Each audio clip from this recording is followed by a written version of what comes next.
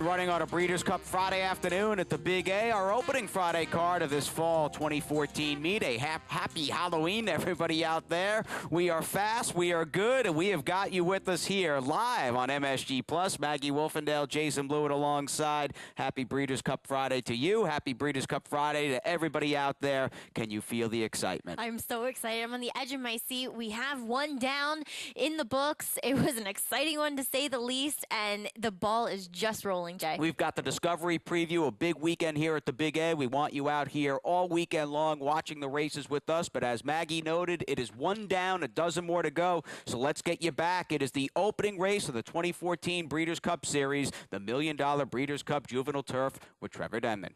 Away they go. Luck of the Kitten bounced out the gate, and Luck of the Kitten going straight to the lead. Been joined now by Lawn Ranger on the outside. Between those two, Hootenanny's taken a strong hold and pulling his way along. Wet Sail is fourth down at the rail, and Daddy DT's alongside of him. Commemorative has the pink cap down at the rail, giving them 4-length start. The pace is good early on. Conquest Typhoon racing between horses, keen to go on too. On the far side, we have War Envoy in the black colours, a good 10 off that leader now, starting to sprint away up front. Then we come back to Imperia, International Stars alongside of that. They've been followed by Danny Boy, and then comes Faithful Creek. In behind them is Offering Plan, and Startup Nation is last. They strung out over a lot of ground as they run past the half mile, and it's Mike Smith and Luck of the Kitten winging out here. Luck of the Kitten leading it by 2.5 lengths. Lawn Ranger now cuts into that lead second. Hootenanny moves into contention third. Daddy DT on the far side.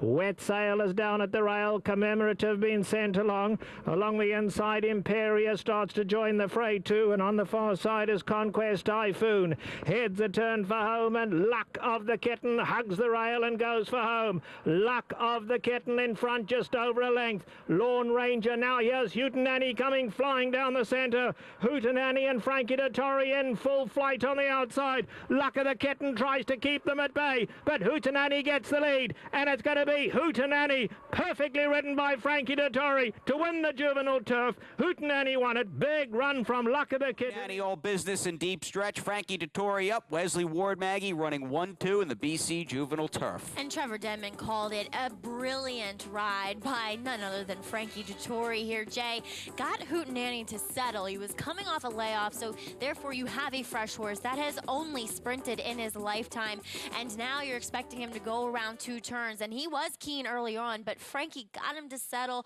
off of that pace of Luck of the Kitten, who ran very gamely for second as well.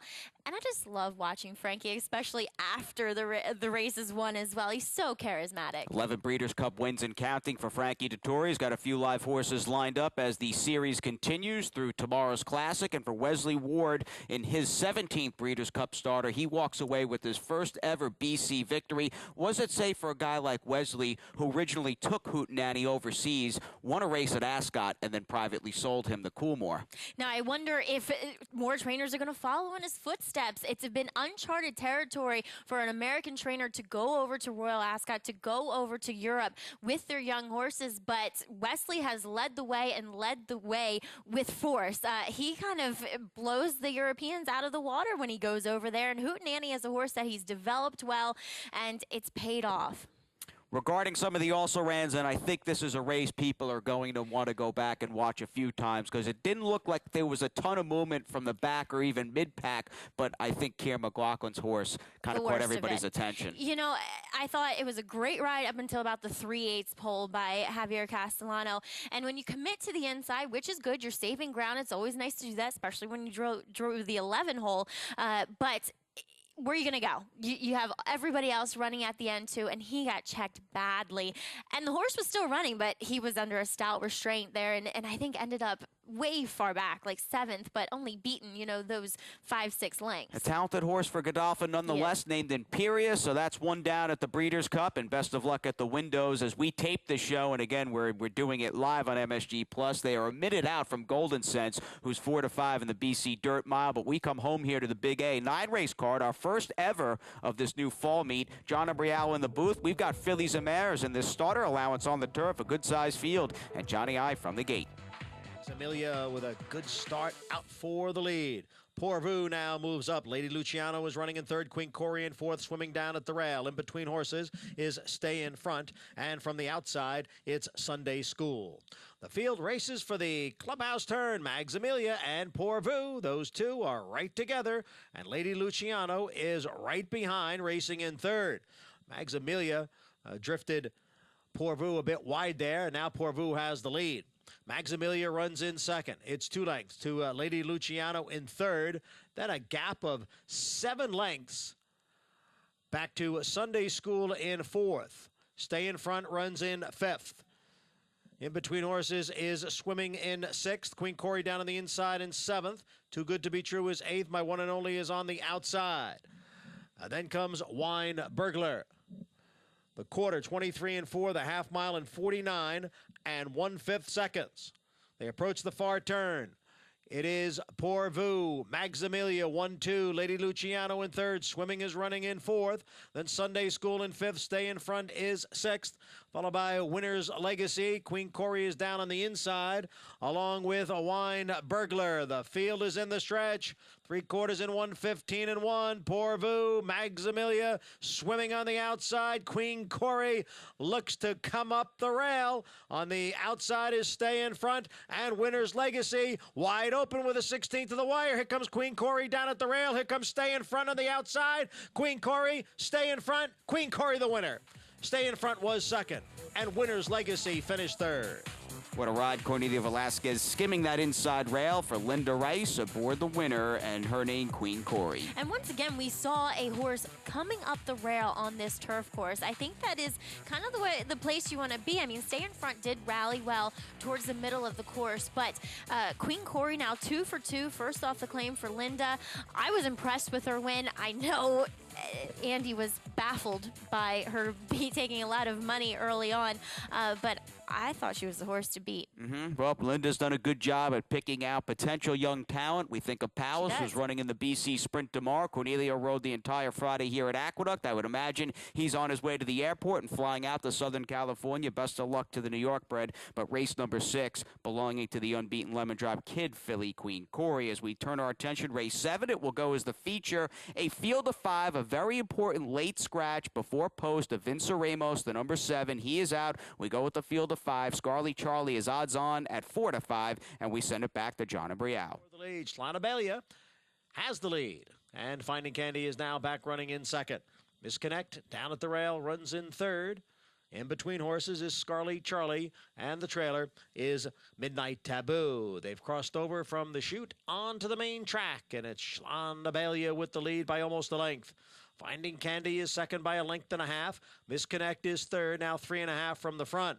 Then Scarly Charlie and Midnight Taboo. First quarter, 24 and 1/5 seconds.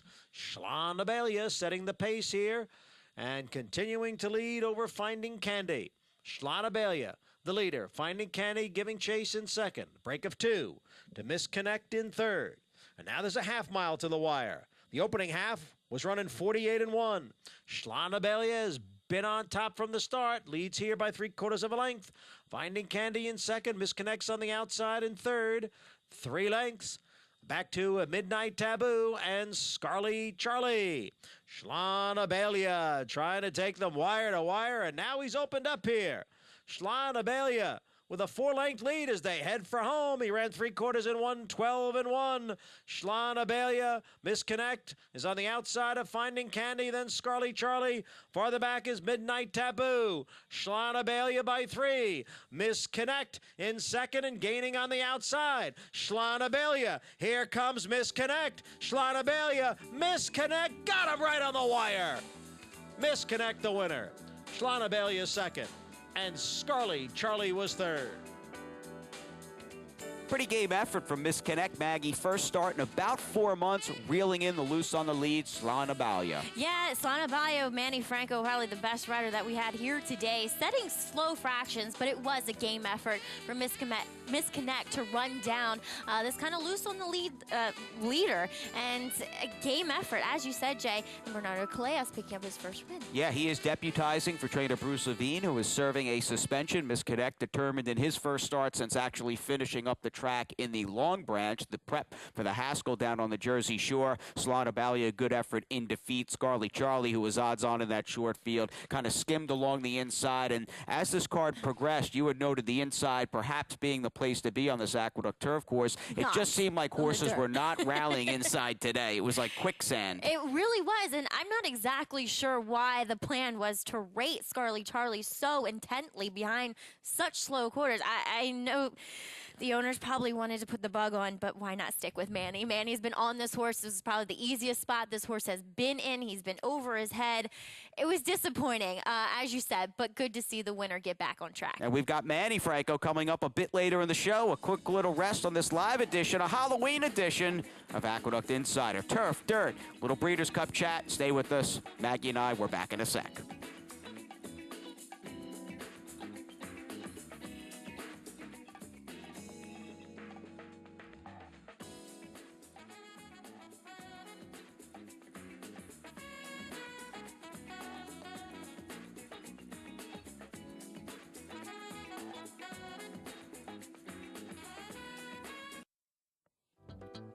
We're back. Infield, the turf course, they look terrific. Lush green, a rainy fall certainly affected the grass racing over in Elmont, but the result, at least going forward, we hope for the next month or so, will be plenty of turf racing here at Aqueduct. We ran 3 Wednesday, 3 on Thursday, and 3 grass races again on today's card. In fact, that's where we're going next today. Late double, 1 and 1, 1 on the turf, 1 on the dirt. It's race number 8. Johnny I with the calls. We send it back for more.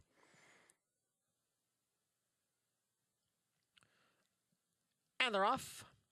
Short shrift away well. There goes. Here's Johnny. Here's Johnny and short shrift. And down at the rail is Lay It Down. Here's Johnny in front as they come past the stands for the first time. On the outside is short shrift. Lay It Down at the rail. Majestic Raffi moves up on the outside. Then it's Admiral Perry, Sandy in the Sun. Those two right together. Day's Ride is in 7th. And Capitan Futuro is the last of 8 as they move around the clubhouse turn. Here's Johnny with the lead by 3/4 of a length. Short shrift is second by a length. And Lay It Down is down on the inside in third. Majestic Raffi runs in 4th, length and a half to Admiral Perry and Sandy in the Sun. Then a gap of 2 to the 2 trailers, Day's Ride, and Capitan Futuro midway up the back stretch. Here's Johnny, continues to lead. The quarter one in 24 and 3. The half mile in 50 and 3. Here's Johnny leading short shrift. Majestic Raffi and Lay It Down heads apart 3rd and 4th. Then it's 2 lengths back to Admiral Perry in 5th, followed by Sandy in the Sun, Capitan Futuro, and Day's Ride. They round the far turn. Here's Johnny still on top here. Here's Johnny over short shrift as they come for the quarter pole. Here's Johnny trying to go wire to wire. Down at the rail is Lay It Down. On the outside, Majestic Raffi. Short shrift is there. Then comes Capitan Futuro, who's coming on now and is going to split horses. From the rail, it's Lay It Down. Capitan Futuro up to challenge. Capitan Futuro up to take over the lead and win it going away at the end. Lay It Down in a photo. Like a gray ghost through the stretch on Halloween, it is Capitan Futuro, white blinkers, Team Valor Silks, and splitting the field down towards the inside. And Jay, correct me if I'm wrong, this is the first win for Team Valor and Jimmy Toner teaming up. And a great job by Jimmy Toner getting this horse to turn back. I mean, this was a 1.5-mile horse, and he drew away going 1 1/16, and a great ride by Junior Alvarado to keep him in the game, not let him fall out the back door. And he had him where he should be, about 2 passes off the rail. Jimmy Toner, a lot of turf winners throughout his career, just an excellent world-class horseman. I think even Soaring Softly, it's hard to believe, 1999 Breeders' Cup Filly and Mare Turf. Wow. I think that was the inaugural running, and Soaring Softly won. And what do you think of Jimmy? How do his horses look when they show up in the paddock? Oh, they look great. They do look ready to go. Jimmy's a great guy, too. He's kind of, you know, he might have a tough exterior, but once you get to know him, he's so much fun, such a nice guy. And he does great work. You know, he likes likes to keep his numbers down, and I think that really lets him concentrate on the individual of the horse, and I think that's really where he excels. All right, good to see Team Valor giving Jimmy Toner a chance. Nice ride from Junior Alvarado as we check out a few other highlights on this opening Friday. We'll call it the Sweet Six as we send it back to the sweetest man of all, Johnny I. And Disco Partner. Those two now together. The half in 46-4. Disco Partner goes on with it and draws away here in the stretch. Disco's Partner's got a 5-length lead. Mason Stream up on the outside into second. Fear is back running in third. And Call Me Stony. It's Disco Partner. Mason's Dream in second. Disco Partner wins it by 2 lengths. Mason's Dream was second. Huge break. Back to Call Me Stony. Now, Stephen A., Junior Officer, Le Deluge on the extreme outside. There's an opening for Social Saul. He looks to come on through. Le Deluge gets the jump on him and has the lead. Le Deluge in front. Social Saul now switches to the outside of Le Deluge. It's Le Deluge, Social Saul on the outside. Le Deluge trying to hold on. Social Saul on the outside. It's going to be a photo finish. Social Saul or Le Deluge. Chief down at the rail. Jesse's Giant Dunk on the outside. Just in behind is Salisbury Knight as the field comes through the stretch with one more Chief in front. Jesse's Giant Dunk on the outside and Salisbury Knight. Perfect Disco is dropped back a 16th to the wire. One more Chief and Jesse's Giant Dunk. One more Chief, Jesse's Giant Dunk. They come for the wire. It looked like one more Chief held on, but a photo finish with Jesse's Giant. And it's still Twist and Bake in front here.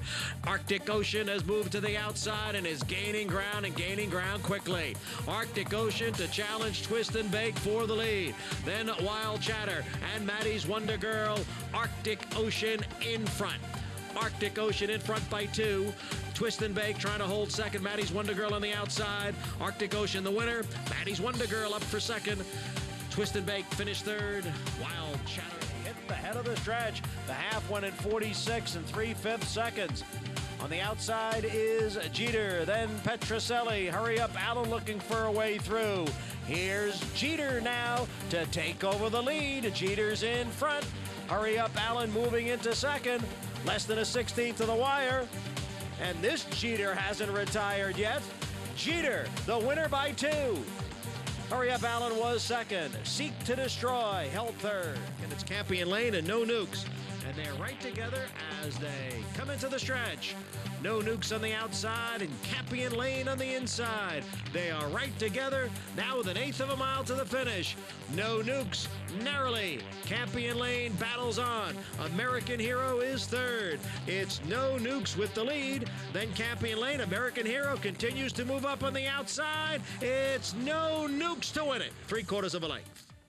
American Hero closed well to be second, then Campion Lane. Of the quality of the New York circuit that when we take a second look after our highlight package every night on Insider, we rarely look at a bottom-level maiden claimer. It's just how it is. But we're going to give No Nukes in the nightcap some love. In career start number 21, he's odds on. He finally puts Campion Lane away to his inside, and he's got the race won, Maggie, and boy, oh boy, was it close. Oh, man. Talk about a horse who just doesn't want to win. He's a follower, if you will, of the pack. As soon as he passed Campion Lane, the ears went up. Oh my gosh, where's everybody else? I need to pull up. And luckily, the wire came to his aid. For the chalk players as well, Israel Rodriguez, the 5-pound apprentice, doing a good job at holding No Nukes together for Jason Service in the last race, gelding by Golden Missile. And he was actually in for the 25,000. Was he claimed out of the nightcap? Nope, nobody claimed out of race number 9. 3 claims out of race number 5, including Maggie, a 9-way shake in the 5th. Wow, for Hurry Up Allen, Sidney Dutrow. Chip Dutrow taking Hurry Up Allen for the ever-potent claiming owner, Jimmy Riccio. I see Rapoli Stables along with Bernardo Callejas and Bruce Levine reclaiming Indy Tune, a horse that they had gotten a nice win out of at Belmont Park back towards the end of September. As we get towards the end of this Friday edition of Aqueduct Insider, we take one more break. It's all about the $5 million Breeders' Cup Classic, the Discovery, and a whole lot more with Maggie and myself, so stay tuned.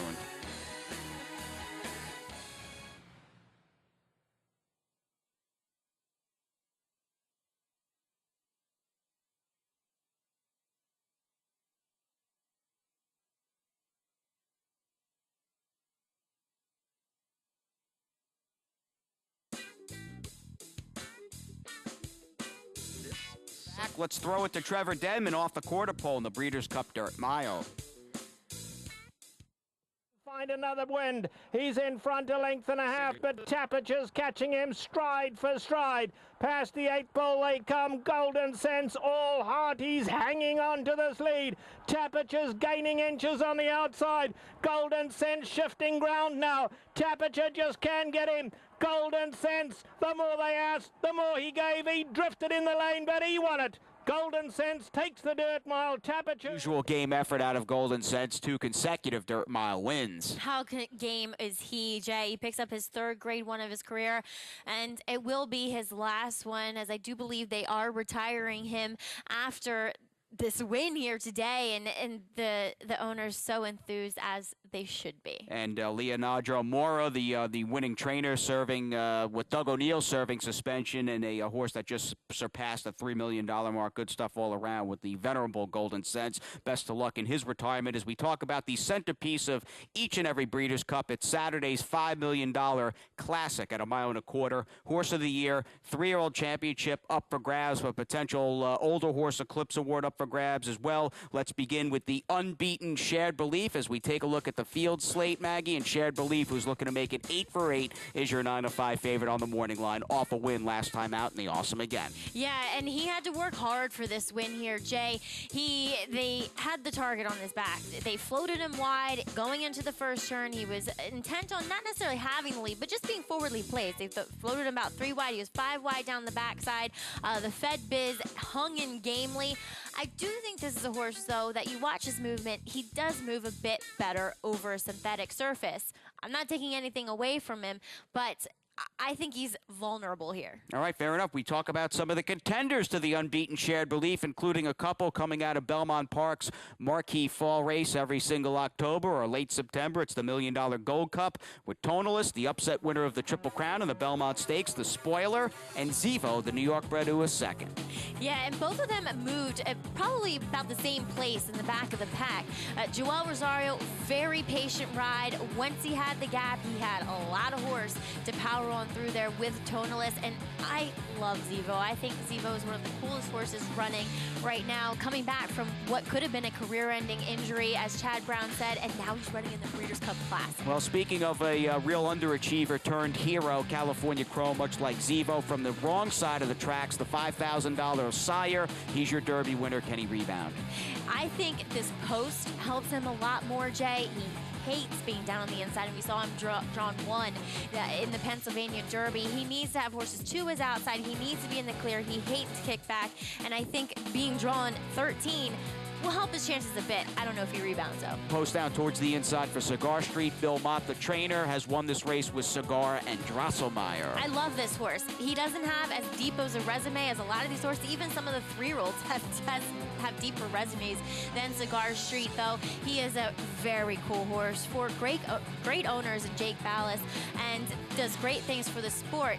You gotta go with him. You're on the inside. Go with this horse. He does his best running from the front. Rashard Lewis, part owner of Cigar Street as well, an NBA player. As we take a look at the field once again, you have got your top class $5 million Breeders' Cup Classic field. Best of luck to all the contenders. I know we are New Yorkers, admittedly, and we are rooting for Tonalist, and we've got the skyline as we look at some of the best New York horses running out in the Breeders' Cup, that unmatched skyline of Manhattan at this time of night here at the Big A. But let's get back to Saturday's action. Race number 6. We have a 9-race card that jump starts at 1 p.m. Race number 6. Pretty good-looking 3-and-up maiden special weight led by Pulling G's for John Sheriffs. This was an impressive debut for this horse. The highly regarded Clark Kent shipping in for Larry Jones and Kerwin Clark aboard.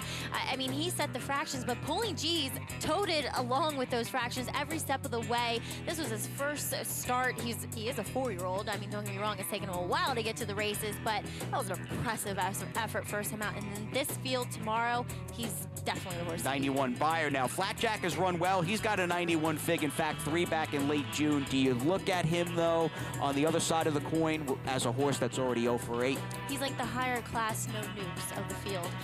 He always finds someone to beat him. He is very game. Don't get me wrong, and I love the turn back and distance. He is an out-and-out sprinter. he doesn't want any part of going longer. So he's the other horse in the field. Hollywood Idol, trainer changed the Jimmy Jerkins from Todd Pletcher off a layoff dating back to late December as a 2-year-old. Any thoughts for Amanda Pope off the bench? I'm not sure about this horse. I'll be taking the wait-and-see approach. Jimmy Jerkins, it's a small sample, but only 1 for 9 with the 180-day-plus layoff and the trainer change. So he ran, it was a non-effort, and it was a non-productive race either. $650,000 yearling. Does he show some life at a decent price? Hollywood Idol, as we check out the Discovery. This is a race with a lot of anticipation and hype surrounding it because of 2 top contenders, one of them Bay of Plenty, who's on the front end. Now, unfortunately, we don't get a gauge of how this effort was with Vince Ramos unfortunately being a late scratch today, but visually, it was a pretty good performance by Bay of Plenty. He's geared down here by Arad Ortiz, and just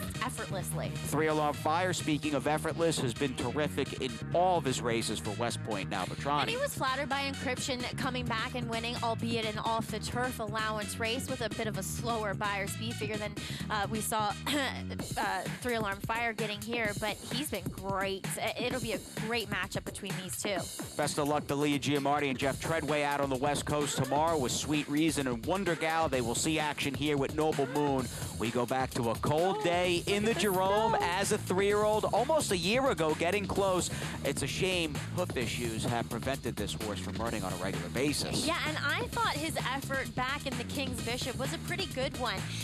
I'd like to see him go from the rail tomorrow. I think that's going to be his best asset, and he does run well forwardly placed. And Leah having 7 horses in from coast to coast tomorrow, so best of luck to the barn. As Noble Moon potentially goes from the rail, we go to Andy Serling. We want the cash. It's Breeders' Cup Saturday. Here he is.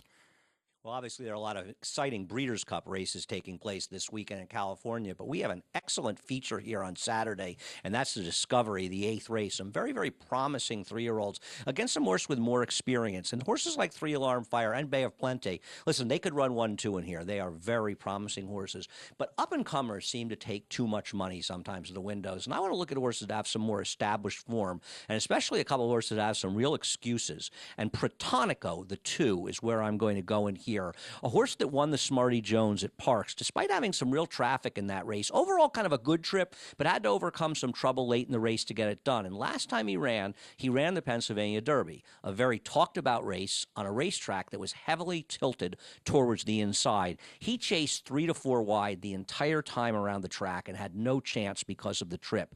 Now he draws well towards the inside. He's already run well enough to win this race. His 3rd ahead behind V Day, where he arguably ran the best race in the Curlin at Saratoga. That certainly gives him the credentials to win here, and more importantly, he'll be a big price. I like Protonico and Discovery, and the 6 Just Call Kenny's coming off a monstrously tough trip at Indiana, and he too has the credentials to make some noise at a big price.